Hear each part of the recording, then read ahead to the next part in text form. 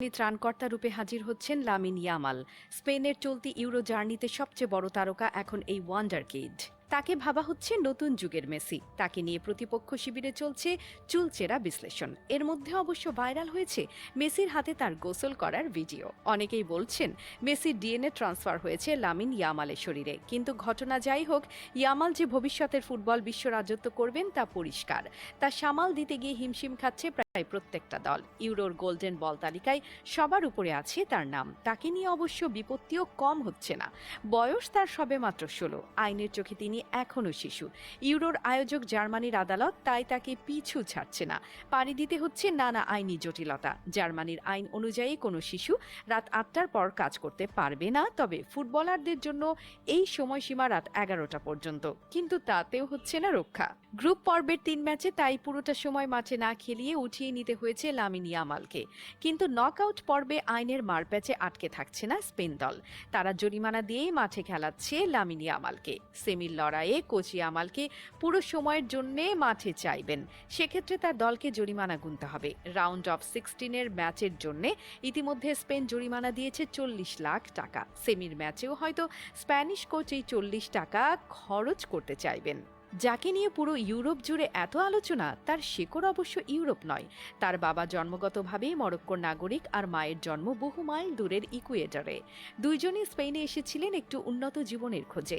এই দুজনের ঘরে লামিন ইয়ামাল জন্ম নেন 2007 সালে। সে সময় স্পেনের ফুটবল উন্নতির সর্বোচ্চ শিখরে পৌঁছে। সে সময় বিশ্ব ফুটবল ডমিনেট করছিল দুই স্প্যানিশ ক্লাব মাদ্রিদ এবং বার্সেলোনা। তারা বিশ্বের সব প্রান্ত থেকে উড়িয়ে এনেছে রোনালদো, মেসি, জিদানের মতো খেলোয়াড়দের। আর স্পেন দলে খেলছিলেন দুনিয়ার সেরা 2 মিডফিল্ডার ইনিয়েস্তা এবং জাভি। তারই ফলস্বরূপ 2010 সালের বিশ্ব চ্যাম্পিয়ন হয় স্পেন। কিন্তু এই সুদিন বেশিদিন স্থায়ী হয়নি। জাভি ইনিয়েস্তা যুগের পরেই ছন্দপতন শুরু হয় স্প্যানিশ ফুটবলের। তবে সময়ের সাথে পাল্লা দিয়ে তখন উঠে আসছিল নিকো উইলিয়ামস এবং লামিন ইয়ামালের মতো তরুণরা। তাদের বেশিরভাগেরই লক্ষ্য ছিল স্পেন বিখ্যাত লা মাসিয়াতে খেলা। ইয়ামাল ইউরোর মঞ্চে স্পেন যখন বিপদে, তখনই ত্রাণকর্তা রূপে হাজির হচ্ছেন লামিন ইয়ামাল। স্পেনের চলতি ইউরো জার্নিতে সবচেয়ে বড় তারকা এখন এই ওয়ান্ডার কিড। তাকে ভাবা হচ্ছে নতুন যুগের মেসি। তাকে নিয়ে প্রতিপক্ষ শিবিরে চলছে চুলচেরা বিশ্লেষণ। এর মধ্যে অবশ্য ভাইরাল হয়েছে মেসির হাতে তার গোসল করার ভিডিও। অনেকেই বলছেন মেসির ডিএনএ ট্রান্সফার হয়েছে লামিন ইয়ামালের শরীরে। কিন্তু ঘটনা যাই হোক, ইয়ামাল যে ভবিষ্যতের ফুটবল বিশ্ব রাজত্ব করবেন তা পরিষ্কার। তা সামাল দিতে গিয়ে হিমশিম খাচ্ছে প্রায় প্রত্যেকটা দল। ইউরোর গোল্ডেন বল তালিকায় সবার উপরে আছে তার নাম। তাকে নিয়ে অবশ্য বিপত্তিও কম হচ্ছে না। বয়স তার সবেমাত্র 16। আইনের চোখে তিনি এখনও শিশু।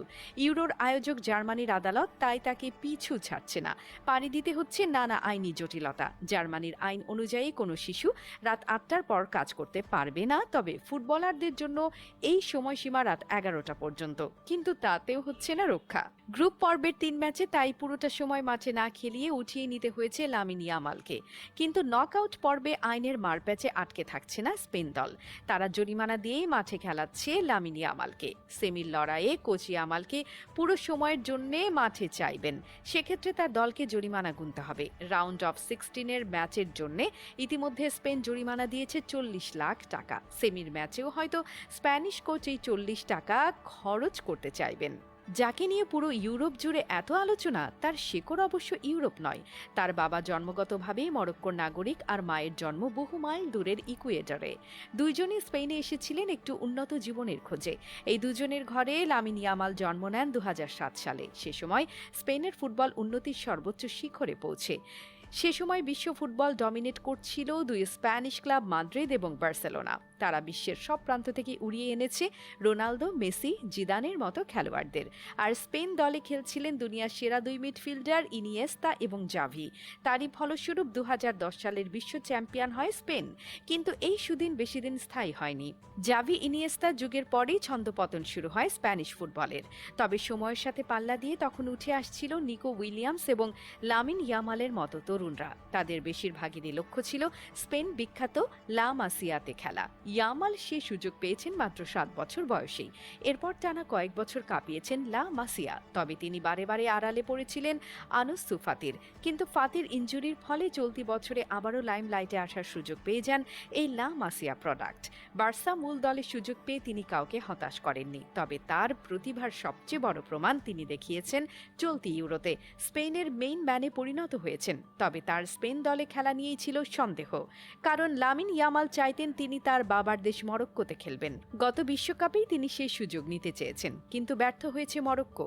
ফলে খুব বেশি সময় নষ্ট না করে স্পেনেই খেলবেন বলে মনস্থির করেছেন লামিন ইয়ামাল, আর তাতেই বাজিমাত করেছেন নিজের প্রথম আসরে।